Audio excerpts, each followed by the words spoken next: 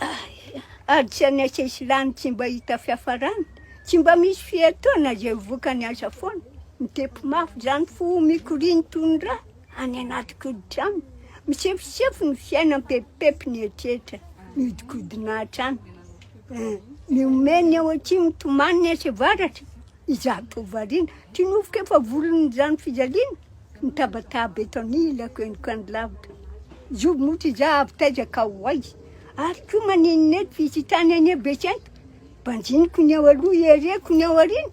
Zao rehetra zao tazaniko tao mitory fahoriana. Ka keriko ny moloko avadiko ny lelako. Aiza reno amaharako mba hakako ny etaetako. Avy taizany mipotra tamin'ny kasa taman'olona. Zay rehetra mba atonina tsy mba misy mampionina. Jongana tao hoe lahatra sany vitana ny miangatra. Miosaka miosy ialan'ilay lavaka. Tena misy ny mpisopatra. Minimamerina mandetika. Sao ny momo mety hiavaka. Ay moa tsy janahary no mandasa rary. Fa olona tsy zarizary. Fa volamena fendroto tsy tika ariary. Anao tsy tomanina andasa dranomaso.